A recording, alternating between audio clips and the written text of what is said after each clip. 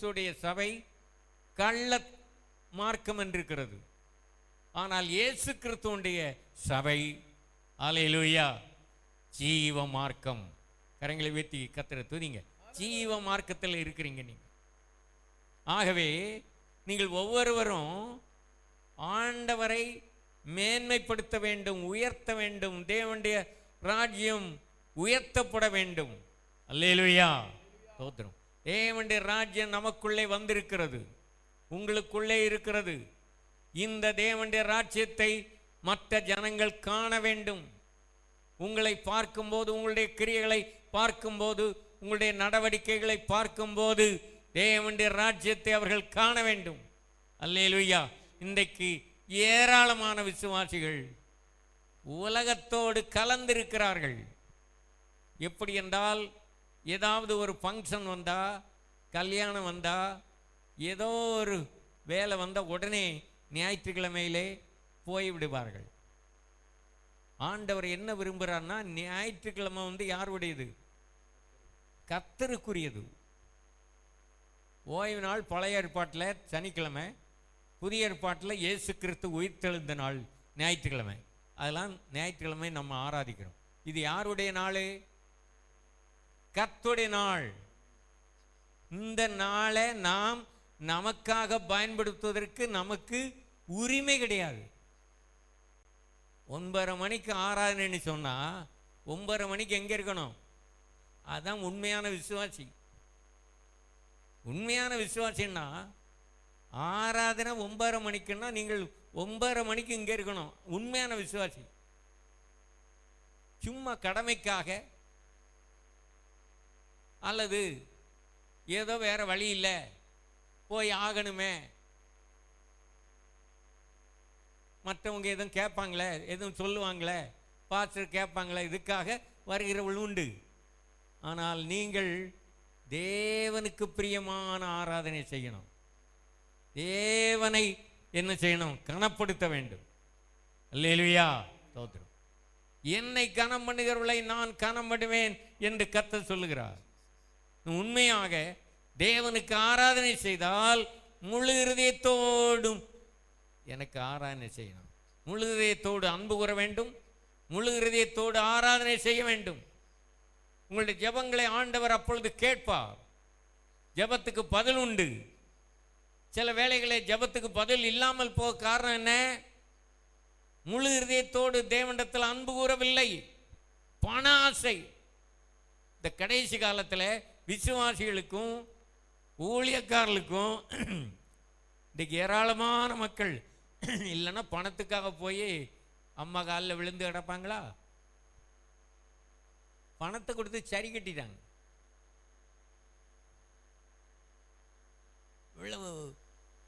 எவ்வளவு வெட்கமா இருக்குது பார்த்தீங்களா? தேவனுடைய ஊழியர்கள்னு சொல்லிக்கிட்டு கழுத்துக்குள்ள சிலுவையும் போட்டுக்கிட்டு காலில் விழுந்து கிடக்கான். அதனால தான் இனி பயங்கரமான தண்டனை வரப்போகிறது. அதனால பயங்கரமான சாபம் வரப்போகிறது கிறிஸ்தவர்களுக்கு,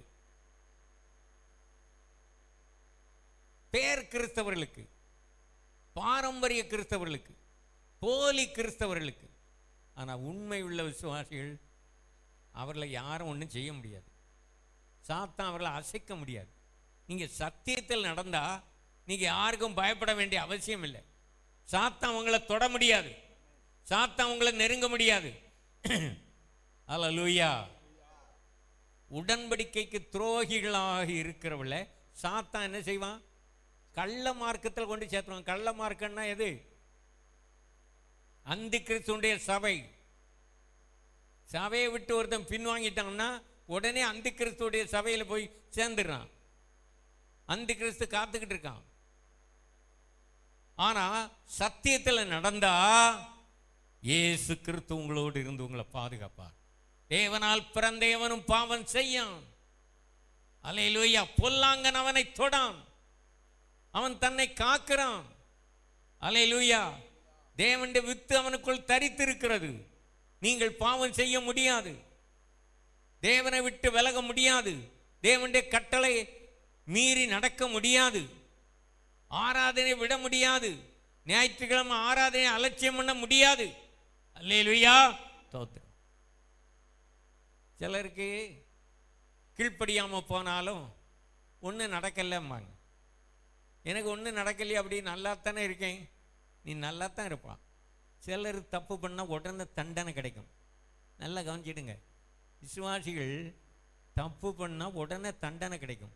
சிலருக்கு தண்டனை கிடைக்காது. அப்போ அவங்க பரிசுத்தவான்கள்னு அர்த்தமா? நான் என்ன தப்பு பண்ணாலும் சரி, ஆராதனைக்கு வந்தாலும் சரி, வராட்டாலும் சரி, எங்கே போனாலும் சரி, நல்லாத்தானே இருக்கேன். ஏன் சிலர் ஆண்டவர் உடனே தண்டிக்கிறாரு, சிலர் ஆண்டவரை போக்கிலே விட்டுருவார். நேசிக்கிற பிள்ளைகளை உடனே சிச்சிக்கிறார். நல்லா கவனிச்சுக்கிடுங்க. ஆனால் கீழ்ப்படியாதவல்ல, அவர்களுடைய விருப்பத்துக்கு ஆண்டவர் விட்டுருவார், அவங்கள தண்டிக்க மாட்டார். இப்போ உங்கள் பிள்ளைகள் தப்பு பண்ணால் உங்களை உடனே கண்டிக்கிறீங்க. சிகரெட்டு குடித்தா அடிக்கிறீங்க. வழியில் போகும்போது ஒருத்தன் சிகரெட்டு குடிச்சிக்கிட்டு போனான், அவனை போய் யாராவது அடிக்க முடியுமா? நீங்கள் தண்டிக்க முடியுமா?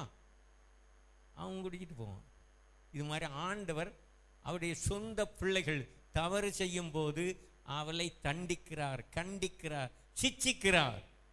ஆனால் கீழ்ப்படியாமல், அவரை கனம் பண்ணாமல், அவரை துதிக்காமல், ஆராதனை செய்யாமல், அவருடைய விருப்பம் போல் நடக்க வேண்டும் என்று விரும்புகிறவள அவருடைய விருப்பத்துக்கு விட்டுருவார். விருப்பத்துக்கு விட்டுருவார். பலவந்தம் பண்ணி யாரையும் பரலவத்துக்கு கொண்டு போக மாட்டார். ஆராதனைக்கு வராட்டாலும் சரி, ஒன்றும் நடக்காது, நல்லாத்தான் இருப்பாங்க. ஆனால் கடைசியில் நியாய தீர்ப்பு எப்பொழுது வரும்? சிலருடைய பாவம் நியாய தீர்ப்புக்கு முந்திக் கொள்ளும். சிலருடைய பாவங்கள் அவர்களை பின்தொடரும். எங்கன்னா நியாய தீர்ப்பு வரைக்கும். அப்பதான் தெரியும் உண்மையான விசுவாசி யாரு, உண்மையான தேவனுடைய பிள்ளை யாரு, கர்த்தரை உண்மையா நேசிக்கிற பிள்ளைகள் யாரு, ஆராதனை செய்கிற பிள்ளைகள் யாரு, அவருக்கென்று ஊழியம் செய்கிறது யாரு என்பது அப்பொழுதுதான் தெரியும். அல்லேலூயா. ஆகவே இப்போ வாழ்க்கையில் நீங்கள் தப்பு பண்ணாலும் தண்டனை இல்லாமல் இருந்துட்டுன்னா அது போகிற ரூட்டே வேற. அது எந்த ரூட்டில் போகிறீங்க? அவங்க போகிறது எந்த ரூட்டில்? நரகத்துக்கு நேராக போகிறாங்க. அவளை விட்டுருவார். நேசிக்கிற பிள்ளைகளை ஆண்டவர் சிச்சிப்பார். ஒரு சின்ன தப்பு பண்ணாலும் உடனே அடி விழும். ஒரு பொய் சொன்னாலும் அடி விழும். சிலர் பொய் சொல்லுவாங்க, ஏமாற்றுவாங்க, வஞ்சிப்பாங்க, கடன் வாங்குவாங்க, கொடுக்க மாட்டாங்க. ஒரு விசுவாசி கடனே வாங்க விடாது. நான் சொல்கிறேன், கர்த்தர் சொல்கிறார், ஒரு விசுவாசி கடன் வாங்கினாலே அவன் விசுவாசி கிடையாது. உயிர் போனாலும் சரி விசுவாசத்தில் மறிக்கணும். பின்வாங்கி ஒருத்தன் மறிக்கிறோம்னா அவன் எங்கே போயிடுவான்? நரகத்துக்கு போயிடுவான். தேவனுடைய பிள்ளைகளே, எவ்வளவு குறைவுகள் வந்தாலும், எவ்வளவு தேவைகள் வந்தாலும், எவ்வளவு கஷ்டங்கள் வந்தாலும் நீங்கள் ஒருபோதும் கடன் மட்டும் வாங்கக்கூடாது. கடன் வாங்கினாலே உங்களுக்கு சமாதானம் இருக்காது, சந்தோஷம் இருக்காது. நான் கடனே வாங்கல, யாருக்கும் கடன் படலை நீ சொல்கிறேன், கை தூங்க, கை தூங்க பார்க்கலாம். இல்லா ஒவ்வொருத்தரும் ஒவ்வொரு இந்த ராஜம்மா இப்போ இருக்கிற லெவலில் இவங்க மட்டும்தான் போக முடியும்.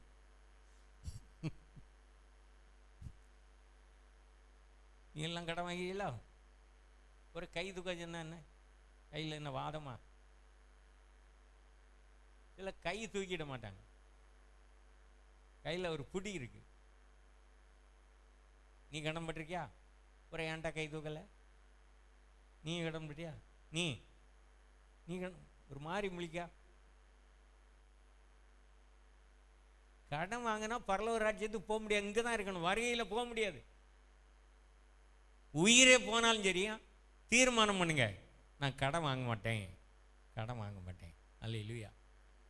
54 வருஷமா ஆண்டவருக்கென்று ஊழியம் செய்கிறேன். நான் இதுவரைக்கும் கடன் படாமல் ஆண்டவர் காத்துட்டு வர்றார். அல்லேலூயா. கடந்த வாரம் மணப்பாறை என்ற இடத்துல ஒரு திருமணம் நடத்துவதற்காக அது பிரசங்கம் பண்ணுவதற்காக போயிருந்தேன், நடத்தி பிரசங்கம் பண்ண. அந்த இடத்துல ஊழியம் செய்கிற சகோதரன் நம்முடைய சபையிலிருந்து பைபிள் காலேஜ் முடித்து அவர் ஊழியத்துக்கு சென்றவர். அங்கே போன போது எனக்கு ரொம்ப சந்தோஷமாக இருந்தது. ஒரு பெரிய கல்யாண மண்டபம், அவருடைய பிள்ளைகள் 2 எக்ஸ்ட்ரா ஃபிட்டிங்ஸ் ஒன்றும் கிடையாது. எவ்வளவு அற்புதமாக தேவன் அவளை பாதுகாத்து வந்திருக்கிறார். அல்லேலூயா, ஸ்தோத்திரம். அவர் 2 சபைகளை புதுசாக கட்டியிருக்கார். 2 சபைகள். ஊழியம் செய்கிறேன், ஊழியத்துக்கு அழைப்பு இருக்குன்னா நான் சொல்கிறேன் என்னன்னா, ஆத்தும் ஆதாயம் பண்ணிக்கிட்டே இருக்கணும். அல்லேலூயா. எங்கேயாவது ஒரு சபையை கட்ட முடியுமா? சபை இல்லாத இடத்துல சில ஊழியத்துக்கு அழைப்பு இருக்குன்னு சபைகளை உடைக்கிறாங்க. அது பிசாசுடைய வேலை, அந்தி கிறிஸ்துடைய வேலை. சபைகளை பிரிக்கிறது, சபைகளை உடைக்கிறது, இதெல்லாம் யாருடைய வேலை? ஆட்களை திருடி இன்னொரு சபையை கட்டுவது. நேற்று 2 பேர் இங்கே வந்தாங்க, வந்து நோட்டீஸ் கொடுத்தாங்க எனக்கு. இப்போ நான் சொன்னேன், எந்த சபையிலிருந்து வரீங்கன்னு. அவங்க 2 சபையை சொன்னாங்க, 2 பேரும். அவன் சொன்னேன், நீங்கள் வந்து கூட்டம் வச்சா புதுசாக இந்துக்கள் மத்தியில் கொண்டு நோட்டீஸை கொடுத்து அவர்களை கூப்பிடுங்க.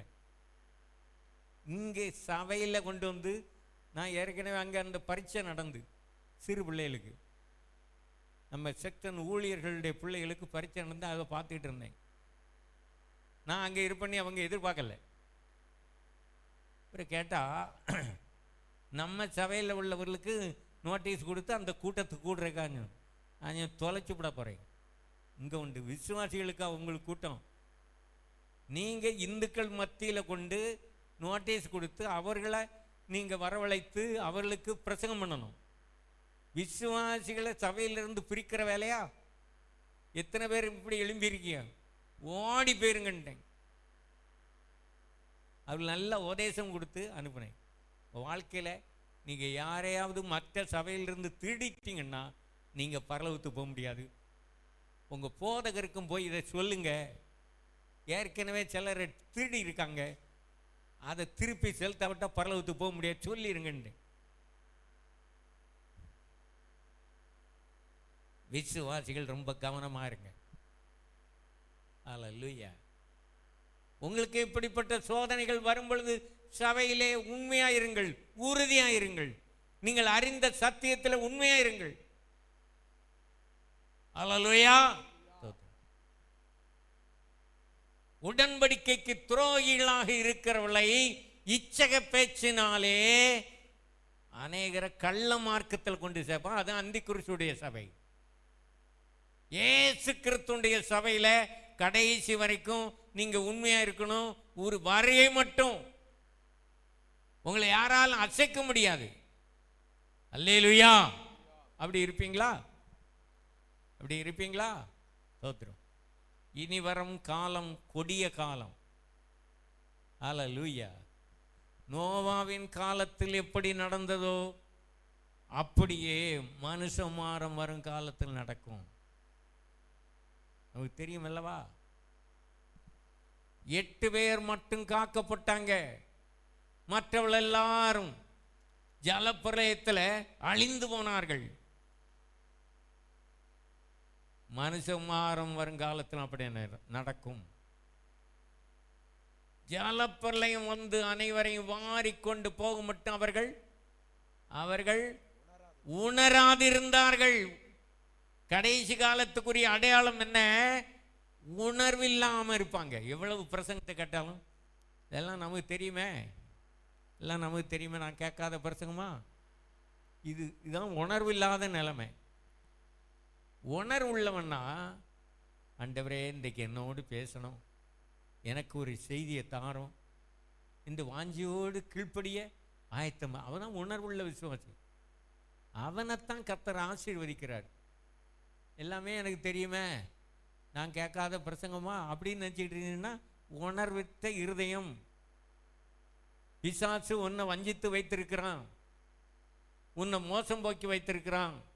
சில சபையிலே இருப்பாங்க, பின்வாங்கியும் சபையிலே இருப்பாங்க. தங்குதா? இது எப்போ தெரியும்? இயேசுவுடைய வருகையில் தான் தெரியும். ரட்சிக்கப்பட்டேன்னு சொல்லுவாங்க, ஆனால் ரட்சிக்கப்பட்டிருக்க மாட்டாங்க. மனம் திரும்பியாச்சும்பாங்க. கள்ளத்தனமா மனம், என் ஜனமாகிய குமாரத்தி கள்ளத்தனமா மனம் திரும்பினாலே ஒழிய முழு இருதயத்தோடு மனம் திரும்பல. முழு இருதயத்தோடு நீ மனம் திரும்பினா தேவனுடைய வார்த்தைகளுக்கெல்லாம் கீழ்ப்படிவா. சபையில் நீ உண்மையா இருப்பா, உறுதியா இருப்பா. கடைசி வரைக்கும், வருகை மட்டும், மரணம் மட்டும். அல்லேலூயா. இந்த வாழ்நாளெல்லாம் கர்த்தருக்கு நீ உண்மையா இருப்பா, உறுதியா இருப்பா. அல்லேலூயா. ஸ்தோத்திரம். கர்த்தருடைய வார்த்தைக்கு ஒவ்வொரு நாளும் நீ கீழ்ப்படிந்துக்கிட்டே இருக்கணும், கீழ்ப்படிந்துக்கிட்டே இருக்கணும். அல்லேலூயா. கர்த்தர் என்ன சொன்னாலும் நான் கேட்க ஆயத்தமா. அப்படி சொல்ல முடியுமா? நீங்க முடிஞ்ச அளவு கீழ்ப்படிவேன். முடியாத காரியம் நான் ஒத்துக்கிட முடியாது, கடினமானது ஒத்துக்கொள்ள முடியாது, அப்படி சொல்லிக்கிட்டு இருக்காதே. கர்த்தர் என்ன சொன்னாலும் நீ கீழ்ப்படி ஆயத்தமா இருப்பாயா? ஒப்பு கொடுக்க ஆயத்தமா இருக்காயா? அந்த ஈசாக்கு போல கர்த்தர் சொன்ன உடனே, கர்த்தர் சொன்னார் உன்னை பலியிடும்படியா கேட்கிறாருன்னு சொன்னா அவன் என்ன மறுப்பா சொன்னான்? ஈசாக்கு மறுப்பு சொன்னானா? எதிர்த்து நின்றானா தகப்பனுக்கு? இல்லை, பலிபீடத்தில் அவனை கிடத்தி விட்டான். விசுவாசின்னா இவன் தான் விசுவாசி. உண்மையான விசுவாசி ஆண்டவர் என்ன சொன்னாலும் கீழ்ப்படிவேன், அந்த அளவுக்கு ஒன்று ஒப்பு கொடுக்கணும். அப்படி ஒப்பு கொடுத்ததுனால பலிபீடத்தில் அவனை வைத்து ஆபிரகாம் கத்தியை ஓங்கி அவனை விட்டப்போ கர்த்தர் பேசுகிறார். ஆபிரகாமே பிள்ளையாண்டான் மேல் கையை போடாதே. அல்ல, வாலிவன் வயசா போச்சு, வயசா போச்சு, நீ எப்படி இருந்தான்னா போனான்னு அப்படி இல்லை. வாலிபன். அந்த நேரத்தில் அவனுக்கு திருமணம் ஆகலை. உலகத்தை இன்னும் நான் ஒன்றுமே அனுபவிக்கலையா, இப்போவுமே என்ன எடுத்துக்கிட போறாரா அப்படி கேட்கட்டானா? ஒப்பு கொடுத்தா பற்றியலா உயிர் போகலை. அவனை பாதுகாத்தார். பலிபீடத்திலிருந்து திருப்பி எழுப்பினார், உயிரோடு எழுப்பினார். அவனுடைய விசுவாசம் எப்படி? ஆபிரகாமுடைய விசுவாசம் எப்படி? நான் அவனை பலியிடுவேன், அக்கினியில் அவனை தகனிப்பேன், அந்த சாம்பல் இருந்து கர்த்தர் அவனை உயிரோடு எழுப்புவான். கரங்களை வைத்து ஒரு அல்லேலூயா சொல்லுங்க. இப்படிப்பட்ட விசுவாசம் உனக்கு இருக்குதா? என்னை விசுவாசிக்கிறவன் மரித்தாலும் பிழைப்பான், மரிக்காமலும் இருப்பான். இப்படிப்பட்ட விசுவாசம் ஒரு விசுவாசிக்கிட்ட என்ன சொன்னாலும் கேட்பேன். அல்லேலூயா. நீ கர்த்தருக்கு உண்மையா இருப்பியா? ஆண்டவர் சொன்னாரு, கொஞ்சத்தில் உண்மை உள்ளவனை அநேகத்தின் மேல் அதிகாரி. உனக்கு தருகிற சின்ன பொறுப்பு, சின்ன வேலை, அதில் நீ உண்மையா இருந்தா அநேகத்தின் மேல உன்னை அதிகாரியா வைப்ப. 5 தாலந்து 2 தாலந்து 1 தாலந்து. ஆனா 5 தாலந்து வாங்கினவன் வியாபாரம் பண்றான், 2 தாலந்து வாங்கினவன் வியாபாரம் பண்றான், 1 தாலந்து வாங்கினவன் புதைச்சி வச்சிருக்கான். எஜமான் வந்து கேட்டாரு, இவன் இன்னும் 5 தாலந்து சம்பாதிச்சிட்டான், அவனை கர்த்தர் ஆசீர்வதிக்காரு. என் எஜமானுக்குள்ள சந்தோஷத்தில் நீ பிரவேசி. கொஞ்சத்தில் நீ உண்மையா இருந்தா அநேகத்தின் மேல உனக்கு அதிகாரியா வைப்பேன். கொஞ்சத்தில் நீ உண்மையா இருக்கிறியா? ஆண்டவர் ஒரு சின்ன வேலை கொடுக்கும்போது அந்த வேலையை உண்மையா செய்கிறியா? கொஞ்சம் பணம் கொடுக்கிறாரு, அதுல நீ உண்மையா இருக்கிறியா? அதிகமா அவனை கொடுப்பாரு. அல்லேலூயா. ஸ்தோத்திரம். மற்றவனை பார்த்து நீ பொறாமப்படாதே. அவனுக்கு 2 தாலந்து, அவனுக்கு 5 தாலந்து, இவனுக்கு 2 தாலந்து, எனக்கு 1 தான் தந்தாரு, அதை புதைச்சி வைக்காதே, அதை மறைத்து வைக்காதே. நீ ஆண்டவருக்காக ஏதாவது ஒரு ஊழியம் செய்யணும், அதை உண்மையாய் செய்யணும். அல்லேலூயா. புதைத்து வைத்ததுனால அவனுக்கு என்ன கிடைத்தது? இருக்கிறதையும் வாங்கிக்கிட்டு பிறகு என்ன செய்யினாரு? இவனை கையும் காலையும் கட்டுங்கப்பா, எங்க கொண்டு போடுங்க, புறம்பான இருள கொண்டு தள்ளி போடுங்க. விசுவாசியே, நீ ரட்சிக்கப்பட்டேன், ஞானஸ்நானம் பெற்றேன், பரிசுத்தாய் பெற்றேன் என்று சொல்லி கொண்டு ஒரு ஆத்துமா கூட ஆதாயம் பண்ணாமல் எனக்கு ஊழியத்துக்கு அழைப்பு இருக்கு, கர்த்தர் என்னோடு பேசுகிறாரு, நீ உலகத்தை ஏமாத்தாத. நீ ஊழியத்துக்கு அழைப்பு இருக்குன்னா அதுக்கு அர்த்தம் என்ன? மணப்பாறையில் போய் நான் விசாரித்த போது எனக்கு ரொம்ப சந்தோஷமா இருக்கு. நம்ம சபையில் விசுவாசியாக இருந்தவர் இன்னைக்கு 2 இடத்துல சபையை கட்டியிருக்காரு. அவருக்கு என்னன்னா, நம்ம பிள்ளைக்கு கல்யாணம் நடக்கும்போது நம்ம பாஸ்டர் தான் வந்து என்ன செய்யணும், கல்யாணம் நடத்தி வைக்கணும், பிரசங்கம் பண்ணணும், எல்லாருக்கும் விளம்பரம் பண்ணி கல்யாண மண்டபம் பூரா ஜன கூட்டம். வைசலா இந்துக்கள் வந்திருந்தாங்க, அவர்களுக்கு ஆண்டவர் பேசினார். நான் வந்த பிறகு சொல்கிறார், அங்கேருந்து வந்த எல்லாரும் ரொம்ப எங்களுக்கு ஆசீர்வாதமாக இருந்தது என்று அவர்கள் சாட்சி சொன்னாங்களாம். உங்களை பற்றி அப்படி சொல்ல முடியுமா?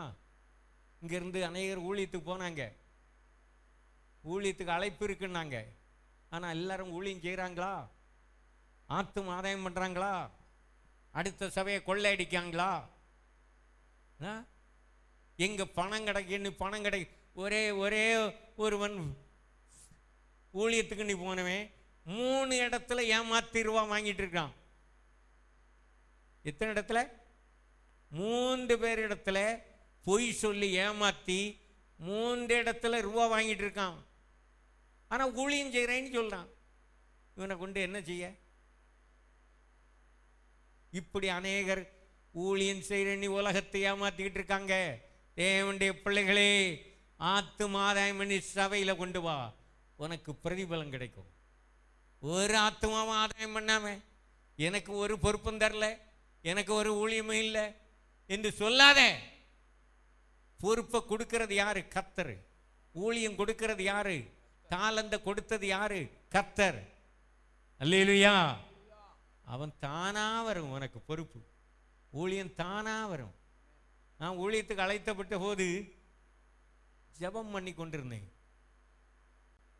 எனக்காக இன்னொரு தேவனுடைய ஊழியக்காரர் பேசி பைபிள் காலேஜில் படிப்பதற்கு நான் அப்ளிகேஷன் போடலை. அங்கேருந்து வருது, இந்த தேதியில் நீங்கள் வரணும், இன்டர்வியூ இருக்குது. நான் அப்ளிகேஷன் ஃபில்லப் பண்ணி போடாமல் எனக்காக ஒருவர் செய்திருக்கிறார். சரிங்களா? இதுதான் அழைப்புங்கிறது. அல்லேலூயா, ஸ்தோத்திரம். தேவனுடைய வார்த்தைக்கு கீழ்ப்படிந்து போன போது ஆண்டவர் பெரிய அற்புதங்களை செய்தார். அல்லேலூயா. எனக்கு ஒரு பெரிய சபையை கொடுங்கன்னு கேட்கல. நான் கேட்டது என்னன்னா, ஜெபம் பண்ணி ஆண்டவர் எந்த இடத்துக்கு என்ன அனுப்புறாரோ அங்கே தான் நான் போவேன். எனக்கு நீ ஒரு விருப்பம் கிடையாது. அல்லேலூயா. ஒன்றுமே ஆட்களை இல்லாத ஒரு இடமா, வனாந்தரமாக இருந்தாலும் சரி, காட்டு மலை பிரதேசமாக இருந்தாலும் சரி, கர்த்தர் எந்த இடத்துக்கு அண்ணா அனுப்புறாரோ அங்கே போவேன். அல்லேலூயா. ஆகவே இந்த தமிழ்நாட்டில் பல இடங்களில் சபையே இல்லாத இடங்கள் எல்லாம் சபை கட்டுவதற்கு உதவி செய்திருக்கிறார். அல்லேலூயா. ஆயிரக்கணக்கான ஊழியக்காரர்கள் இடத்துல ரட்சிக்கப்பட்டு ஞானஸ்நானம் பெற்று ஊழியத்துக்காக உலகமெங்கு இன்றைக்கு போயிருக்கிறாங்க. ஆனால் உங்களையும் ஆண்டவர் ஏதாவது ஒரு ஊழியத்தை செய்யும்படி உங்களோடு பேசுகிறார். அல்லேலூயா. முதலாவது நீங்க அதிகமா ஜெபம் பண்ணுங்க. நான் உமக்காக என்ன செய்யணும், எப்படிப்பட்ட ஊழியம் செய்யணும். ஊழியத்தில் பலவிதமான ஊழியங்கள் இருக்கிறது. ஏதாவது ஒரு ஊழியம், உதவி ஊழியம் இருக்குது, ஆண்டவருக்காக கொடுக்கறதுலையும் அது ஒரு ஊழியம். ஜெப ஊழியம் இருக்கு. சில ஜெபம் பண்ணிக்கிட்டே இருப்பாங்க, அவளால் ஒன்றும் செய்ய முடியாது, அது ஒரு ஊழியம்.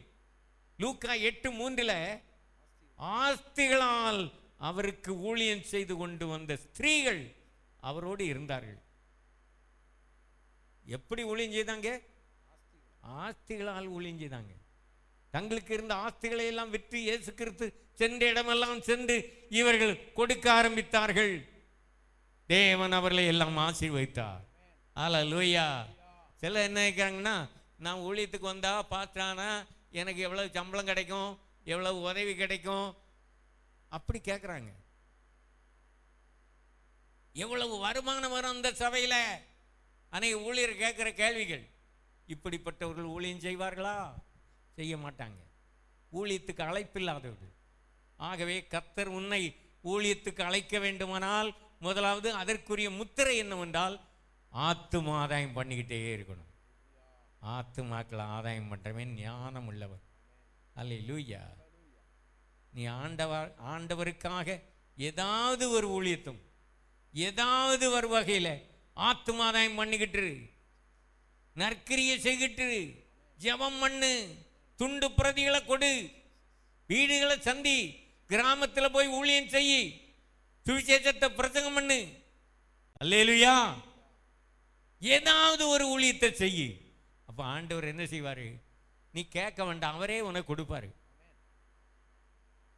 அவரே உன்னை அழைத்து கொடுப்பாரு. பிரைஸலா. ஆகவே ஒவ்வொருவரும் நீங்கள் ஒன்று, நான் தான் சொல்கிறேன், ஒரு சண்டே கிளாஸ் ஊழியம் எடுக்கக்கூடாதா? ஒவ்வொருவரும் நீங்கள் இருக்கிற வீட்டில் ஒரு சிறு பிள்ளைகள் மத்தியில் சண்டே கிளாஸ் எடுங்க. சண்டே கிளாஸ் எடுங்க. சில சண்டே கிளாஸ் எடுத்தவங்க விபிஎஸ்க்கு வரல. உங்களுக்கு பொறுப்புகளை தரணுமானா விபிஎஸ் இந்த மாதிரி காரியங்களில் பொறுப்புகள் ஒன்று நீங்கள் ஒவ்வொருவரும் சண்டே கிளாஸ் எடுக்கணும். சிறுவள் மத்தியில் ஊழியஞ்சேரியலா, அப்போ தான் உங்களுக்கு பொறுப்பு இருக்கும். பொறுப்பை தருவார் ஆண்டவர். ஒரு ஊழியமே செய்யலை, எனக்கு ஒரு பொறுப்புமே இல்லைன்னா எப்படி? ஏதாவது ஒரு இடத்துல ஒரு சண்டே கிளாஸ் நடத்து, ஒரு வீட்டு கூட்டம் நடத்து, ஒரு கிராம ஊழியத்துக்கு போ. எங்கே போன நீ என்கிட்ட கேளு, நான் சொல்லித்தரேன். துண்டு பிரதிகளை கொடு, ஆஸ்பத்திரி ஊழியம் செய்யி, சிறைச்சாலையில் போய் ஊழியம் செய்யி. இங்கெல்லாம் இப்படிப்பட்ட ஊழியத்தெல்லாம் நான் செய்கிறேன். தனிமையிலே போய் கிராம ஊழியம் செய்கிறேன். சைக்கிள், அந்த காலத்தில் சைக்கிளே போய் ஒவ்வொரு கிராமமாக நான் போய் ஊழியம் செய்திருக்கிறேன், சந்திச்சிருக்கேன். எடுத்த உடனே சபை வரல, எடுத்த உடனே என்ன ஆண்டவர் வல்லமையாய் பயன்படுத்தல. தேவன் ஒரு கஷ்டத்திலும் வறுமையிலும் நீ உண்மையாக இருந்து ஊழியம் செய்தா ஆண்டவர் உன்னை மேன்மைப்படுத்துவார். சில எத்தனை ஆத்தும ஆதாயம் பண்ணிக்கா இப்படி கேட்பாரு ஆண்டவர். ஒரு தாளந்து வாங்கிட்டு புதைச்சி வச்சா, அதையும் வாங்கிட்டு தள்ளி விட்டாரு.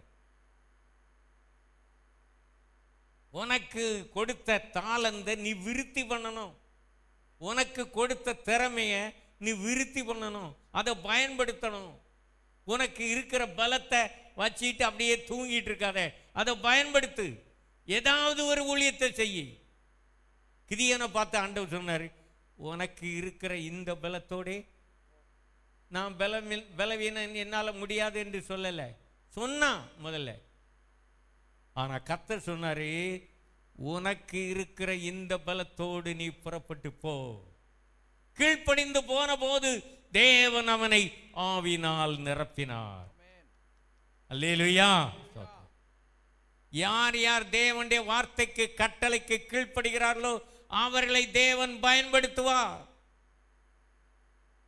எனக்கு திறமை இல்லை, பலன் இல்லை, வல்லமை இல்லை, பணம் இல்லை என்று நீ உன்னையே நீ குறித்து தாழ்வாக எண்ணுவாயானால் தேவன் உன்னை பயன்படுத்த முடியாது. தேவன் என்னோடு இருக்கிறார், பராக்கிரமசாலியே கர்த்தர் உன்னோடு இருக்கிறார், புறப்பட்டு போ.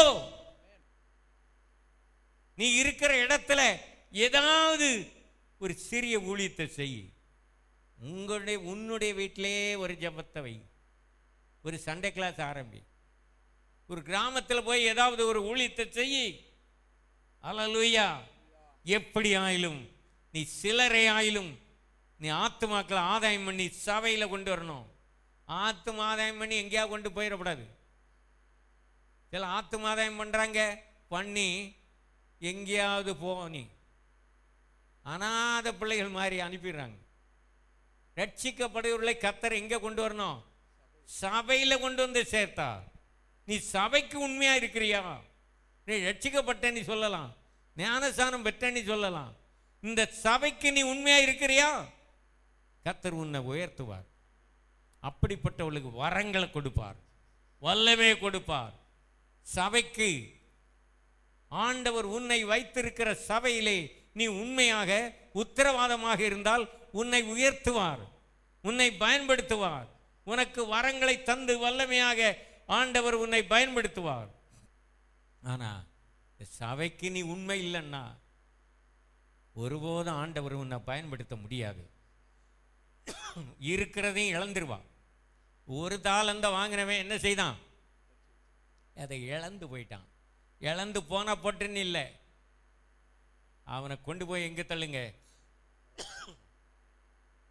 அழுகையும் பற்கடிப்பும் உள்ள இடத்துல கொண்டு தள்ளி போடுங்கள். அல்லேலூயா. செப்பனியாவின் புத்தகம் 1 அதிகாரம் 6 வசனம் படிங்க.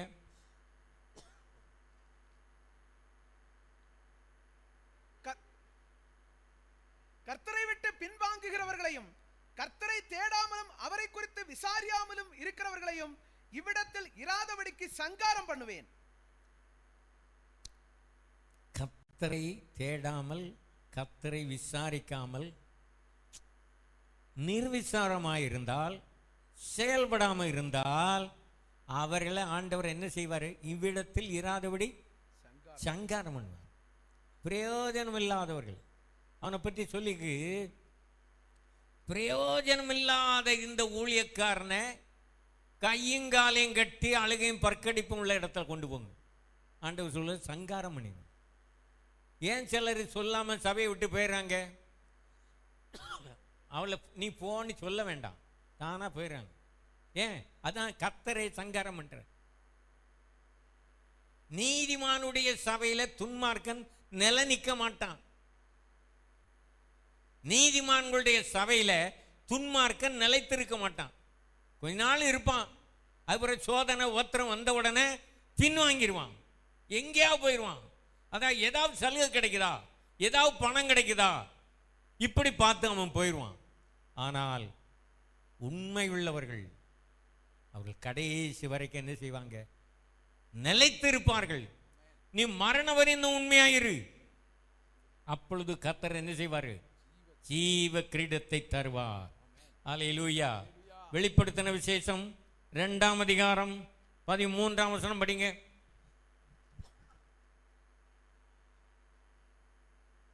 உன் கிரியைகளையும் சாத்தானுடைய சிங்காசனம் இருக்கிற இடத்தில் நீ குடியிருக்கிறதையும் நீ என் நாமத்தை பற்றி கொண்டிருக்கிறதையும் சாத்தான் குடிக்கொண்டிருக்கிற இடத்திலே உங்களுக்குள்ள எனக்கு உண்மை உள்ள சாட்சியான அந்திப்பா என்பவன் கொல்லப்பட்ட நாட்களிலும் என்னை பற்றும் விசுவாசத்தை நீ மறுதலியாமல் இருந்ததையும் அறிந்திருக்கிறேன்.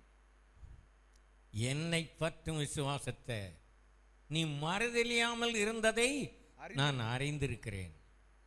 உண்மை உள்ள ஒரு சாட்சி அந்திப்பா, சத்தியத்துக்கு அவன் சாட்சி அந்தான். அவனை சாத்தான் என்ன செய்ய பார்க்கிறான்? கொலை செய்ய பார்த்தான், கொலை செய்து விட்டான். உண்மையா இருக்கிறவள பிசாசு என்ன செய்கிறான்னா அவனை எப்படியாவது அழித்து விட வேண்டும் என்று நினைக்கிறான். ஆனால் அல்லேலூயா, அவன் இரத்த சாட்சியாக அங்க மரித்தான். யாரே? அந்திப்பா என்பவன் கொல்லப்பட்டான். எத்தனை பேர் இரத்த சாட்சியாக அந்த காலத்தில் மரித்தார்கள்? சாத்ராக் மேஷாக் ஆபேத்நேகோ சத்தியத்துக்காக விக்கிரகத்தை ஆராதிக்க முடியாது என்று சொன்னதுனால அவர்கள் எங்க தள்ளப்பட்டாங்க? அக்கினியில தள்ளப்பட்டாங்க. ஆனா அக்கினி அவர்களை வேகலை, அக்கினி அவர்களை பற்றி கொள்ளல, அக்கினியில உலாவ ஆரம்பித்தார்கள். சிலவேள் அக்கினிக்கு இரையானார்கள். விசுவாசத்தினால சத்தியத்துக்காக சிலர் ஜீவனை கொடுத்தார்கள், அக்கினிக்கு இரையானார்கள். ஆனால் சிலர் அக்கினியை அவித்து போட்டார்கள், மேற்கொண்டார்கள், அக்கினியினும் உலாவினார்கள்.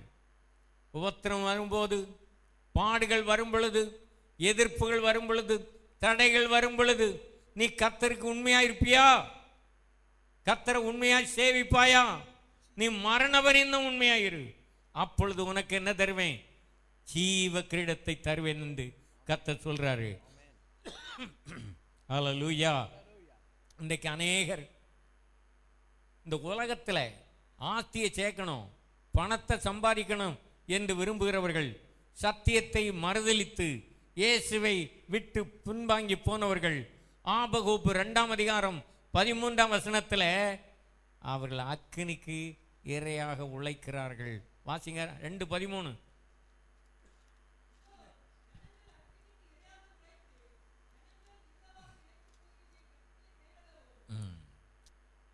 ஜனங்கள் விருதாக அவள் உழைக்கிறது, பிரயாசப்பட்டது, பணத்தை சேர்த்து வைத்தது எல்லாம் என்ன செய்யுது?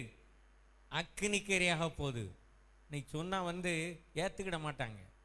பணம் சம்பாதிக்கிறதிலே குறியாக இருப்பாங்க, பொருள் சேர்க்கறதுலே குறியாக இருப்பாங்க, சொத்து சேர்க்கறதுலே, வீடு கட்டுறதுலே அதிலே குறியாக இருப்பாங்க. அவளுக்கு எவ்வளவு சொன்னாலும் விளங்காது. ஆனால் கர்த்தர் சொல்றாரு, ஜனங்கள் வருத்தப்பட்டு பிரயாசப்பட்டு சேர்த்ததெல்லாம் என்ன செய்யும்? அக்கினிக்கு இரையாக போகும். மனுஷன் வேஷமா திரிகிறான், விருதாவாக சஞ்சலப்படுகிறான், ஆஸ்தியை சேர்க்கிறான், யார் அதை வாரிக்கொள்வான் என்று அறியாதிருக்கிறான், வேஷமாக திரிகிறான், பணத்தை சம்பாதிக்கிறான், சரியா சாப்பிட மாட்டான். ஆனால் முடிவில் எல்லாம் அக்கினிக்கு இரையா போகும். ஆண்டவருடைய வருகையில், தேவனுடைய ராஜ்யத்தில் உனக்கு பிரதிபலம் வேணுமா?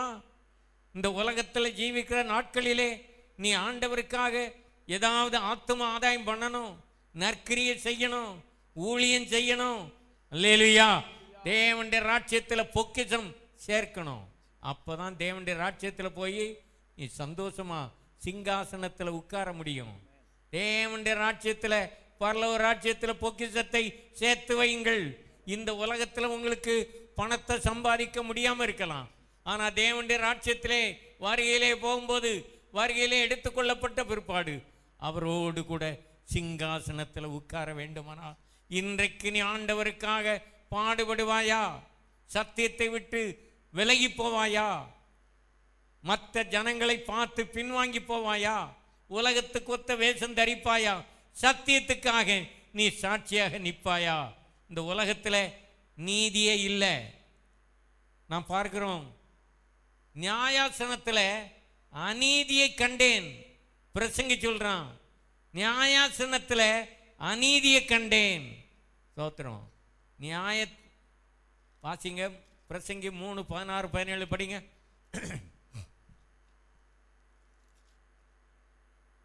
பின்னும் சூரியனுக்கு கீழே நான் நியாயஸ்தலத்தை கண்டேன், அங்கே அநியாயம் இருந்தது.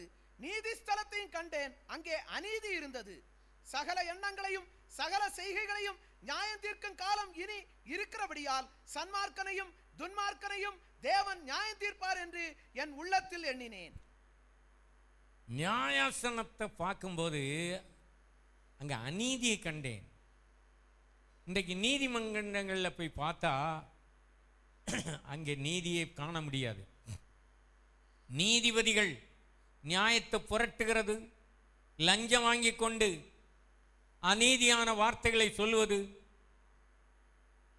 நிரபராதி குற்றம் கண்டுபிடிக்க, நிரபராதியை குற்றம் சாட்டுறாங்க, குற்றவாளியை தப்ப விட்டுருவாங்க. இதுதான் நீதிமன்றத்தில் நடக்குது. ஆகவேதான் நியாயாசனத்தில் அநீதியை கண்டேன். இன்றைக்கு உலகத்தில் நாம் பார்க்கும்போது நீதியை பார்க்க முடியாது. நீதியை செலுத்துறது யாரு? நீதிபதி, ஜட்ஜி. அங்கே நீதி கிடையாது. போலீஸ் டிபார்ட்மெண்ட் இருக்க, சட்டத்தை பாதுகாக்க வேண்டியது. ஆனால் அவர்கள் என்ன செய்கிறாங்க? அதை பாதுகாக்கிறது இல்லை. இந்த உலகத்தில் போலீஸ் டிபார்ட்மெண்ட் மட்டும் சரியாக இருந்தா, உண்மையாக இருந்தா, இந்த உலகத்தை நீ சரிப்படுத்திடலாம். நீதிமன்றம், அட்வொகேட்டு, ஜட்ஜி, அதிகாரிகள் இவர்கள் லஞ்சம் வாங்காமல் உண்மையாக இருப்பேன் அல்ல உண்மையாக இருந்தால் நம்ம தேசத்தில் இருக்க சாபம் எல்லாம் மாறிடும். அல்லேலூயா. ஸ்தோத்திரம். எந்த டிபார்ட்மெண்ட்டை எடுத்தாலும் அநீதி, அக்கிரமம், லஞ்சம், ஊழல் மேலிருந்து கீழே வர. அதனால தான் இந்த தேர்தலில் இப்படிப்பட்ட காரியங்கள்லாம் நடந்து போனது.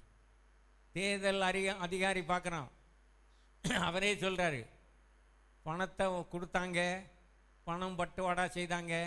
ஆனால் ஒன்றும் எங்களால் செய்ய முடியலை. அப்போ சட்டப்படி அந்த தேர்தலே செல்லாது. சட்டப்படி பார்த்தா இப்போ நடந்த தேர்தலே செல்லாது. ஆனால் அதை பற்றி கவலைப்படலை யாரும். ஆகவே இந்த உலகத்தில் இன்றைக்கு நடக்கிற ஆட்சி, நீதிமன்றம், இதெல்லாமே எங்கே பார்த்தாலும் லஞ்சம் லஞ்சம் லஞ்சம். எந்த டிபார்ட்மெண்ட் எடுத்தாலும் நீதியை நாம் பார்க்க முடியாது. ஆனால் இயேசு கிறிஸ்து ஒருவர் தான் நீதி உள்ள ராஜா. கரங்களை உயர்த்தி கர்த்தரை துதிங்க.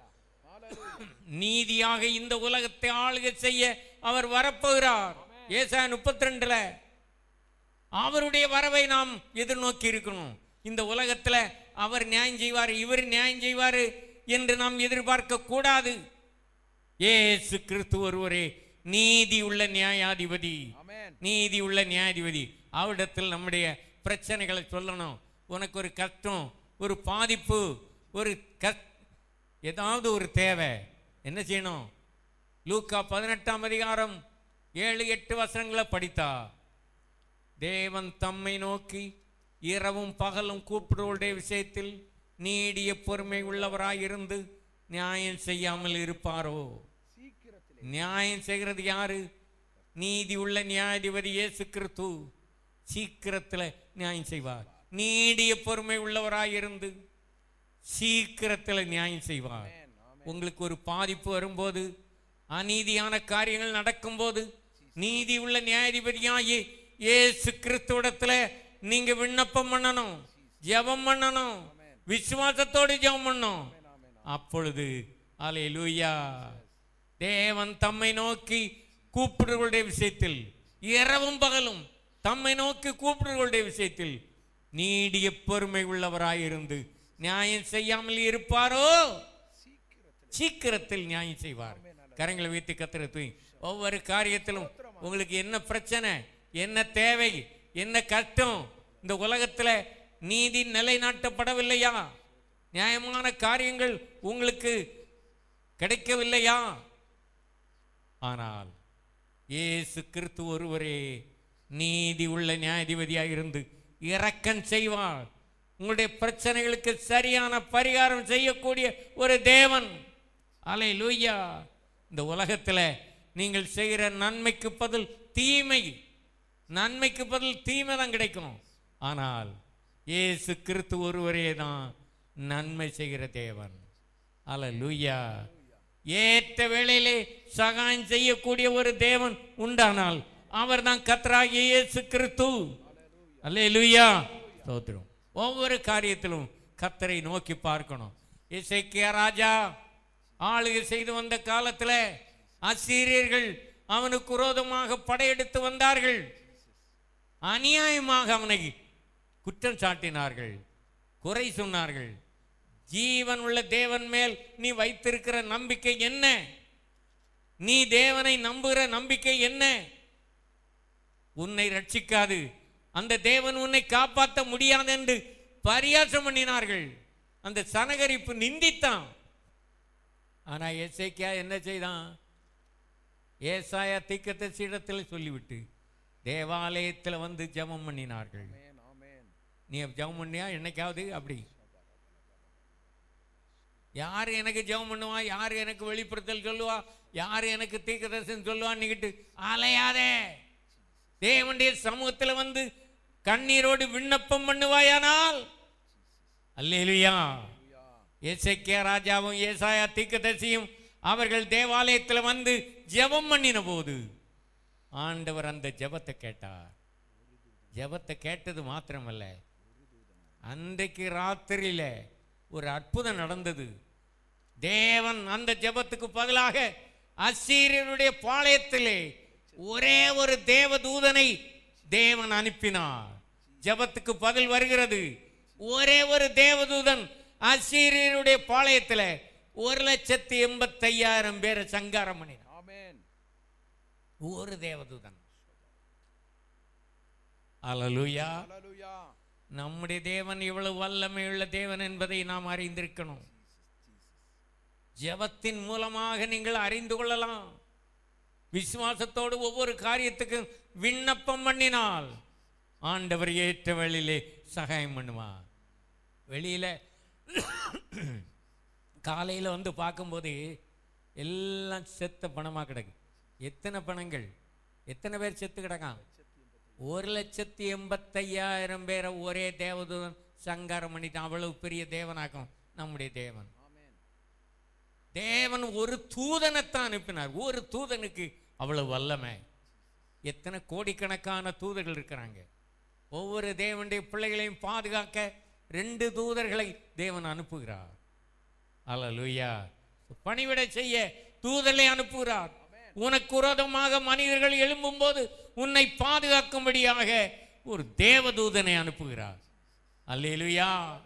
வியாதிகள் வரும் பொழுது, சாத்தான் உன்னை தாக்கும் போது, அசுத்த ஆவிகள் உன்னை தாக்கும் போது, உன் குடும்பத்தை தாக்கும் போது நீ பயப்படாதே. தேவன் மேல் விசுவாசத்தோடு ஜெபம் பண்ணு. தேவனுடைய ஆலயத்தில் வந்து ஜெபம் பண்ணு. தேவனுடைய வாக்கு தத்தங்களை பிடித்து ஜெபம் பண்ணு. வாக்கு தத்தம் பண்ணினவர் உண்மையுள்ளவர். தம்முடைய வாக்கு தத்தங்களை நிறைவேற்றுவார். ஜெபத்துக்கு பதில் உண்டு. தானியேலுடைய ஜெபம் வீணாக போகல. அவனை கொண்டு சிங்க கவில தூக்கி போட்டார்கள். சிங்கம் அவனை சேதப்படுத்த முடியல. சாத்ராக், மேஷாக், ஆபேத்நேகோ அக்கினியில தூக்கி போட்டார்கள். அக்கினி அவர்கள் மேல பற்றல. ஜெபத்துக்கு அவ்வளவு வல்லமை இருக்குது. நீ சத்தியத்துக்காக நிப்பாயா? கர்த்தரை விட்டு பின்வாங்காம, இடது பக்கம் வலது பக்கம் சாயாம, மற்றவர்களுடைய பேச்சை கேட்காம, பின்மாற்றக்காரர்களுடைய ஆலோசனை கேட்காம கர்த்தருடைய சித்தம் செய்வாயா? வசனத்தின்படி சாட்சியா ஜீவிப்பாயா? கடைசி வரைக்கும் உண்மையாக, உறுதியாக, சத்தியத்துக்காக நிப்பாயா? தேவன் உனக்காக யுத்தம் பண்ணுவார். உன்னுடைய பட்சத்திலே நின்று உனக்காக அவர் என்ன செய்வார்னா வெற்றி கொடுப்பார், விடுதலை கொடுப்பார். அல்லேலூயா. சாத்தான் ஒருபோதும் உன்னை மேற்கொள்ள முடியாது. ஒரு விசுவாசியை பிசாசு மேற்கொள்ள முடியாது, தொட முடியாது. அவ்வளவு வல்லமையுள்ள தேவன் நாம் ஆராதிக்கிற தேவன். அல்லேலூயா. ஆகவே உங்க வாழ்க்கையில நீங்கள் மனிதரை நம்பாமல் கர்த்தரையே நம்புங்கள். சொந்தக்காரர்கள், நண்பர்கள் இவர்களை நம்பாதபடி கர்த்தரை நம்பு. கர்த்தரை நம்புகிறவன் உயர்ந்த அடைக்கலத்தில் வைக்கப்படுவான். எல்லாரும் எழுமிட்டு கர்த்தரை துதிப்போம். Praise the Lord. ஸ்தோத்திரம், ஸ்தோத்திரம். வாய் திறந்து எல்லாம் கர்த்தரை துதிங்க. இயேசுவே, அவருடைய வருகையின் காலம் நெருங்கி விட்டது. இந்த கடைசி காலத்தில் நம்முடைய உத்தரவாதத்தை உணர்ந்து நாம் கர்த்தருக்காக நிமிர்ந்து நிற்போம். சத்தியத்துக்காக எந்த இடத்திலும் சாட்சியாக நிற்போம். ஹல்லேலூயா. கர்த்தர் நமக்காக யுத்தம் பண்ணுவார். கர்த்தர் உங்களுக்காக யாவை செய்து முடிப்பார். ஆனால் கர்த்தருக்கென்று நீங்கள் முழுவதும் உங்களை ஒப்பு கொடுக்கிற வேளையிலே, வசனத்துக்கு கீழ்ப்படுகிற வேளையிலே, சத்தியத்துக்கென்று சாட்சியாக ஜீவிக்கிற வேளையிலே கர்த்தர் உங்களை உயர்த்துவார், மேன்மைப்படுத்துவார். ஹல்லேலூயா. ஸ்தோத்திரம். எல்லாம் வாய் திறந்து நல்லா கர்த்தரை துதிங்க, துதிங்க, துதிங்க. Praise the Lord. ஸ்தோத்திரம்ப்பா, ஸ்தோத்திரம், ஸ்தோத்திரம். இந்த உலகம் உனக்கு விரோதமாக உன்னை பகைக்கலாம், வெறுக்கலாம், ஒதுக்கலாம். ஆனால் கர்த்தருடைய பட்சத்திலே நிப்பாயானால், சத்தியத்துக்காக நீ சாட்சியாய் நிப்பாயானால் கர்த்தர் உன்னை வல்லமையாக பயன்படுத்துவார். உனக்கு விரோதமாக உருவாக்கப்படும் எந்த ஆயுதம் வாய்க்காதே போகும். வாய்க்காது. கரங்களை தட்டி தேவனை மையப்படு. உனக்கு விரோதமாக உருவாக்கப்படும் எந்த ஆயுதம் வாய்க்காதே போகும். அவன் எனக்கு பில்லி சூனியம் செய்துட்டான், அவன் என்னை ஏவி விட்டான், அவன் எனக்கு விரோதமாக மந்திரவாதம் பண்ணினான் என்று நீ பயப்படாதே. கர்த்தருடைய பட்சத்தில் நில்லு. கர்த்தர் உனக்காக யாவையும் செய்வார். கர்த்தர் உனக்காக யுத்தம் பண்ணுவார். ஹல்லேலூயா. எல்லாம் நல்ல வாய் திறந்து கர்த்தரை துதிங்க, துதிங்க, துதிங்க. ஹல்லேலூயா. ஸ்தோத்திரம்ப்பா. கர்த்தருடைய வருகையின் காலம் நெருங்கி விட்டது. ஹல்லேலூயா. இந்த கடைசி காலத்தில் நாம் சத்தியத்துக்கென்று சாட்சியாய் நிற்போம். அவருடைய உண்மையிலிருந்து விலகி விடாதபடி உத்தமமாய் அவரை பின்பற்றுவோம். ஹல்லேலூயா. ஸ்தோத்திரம் ஆண்டவரே. ஹல்லேலூயா.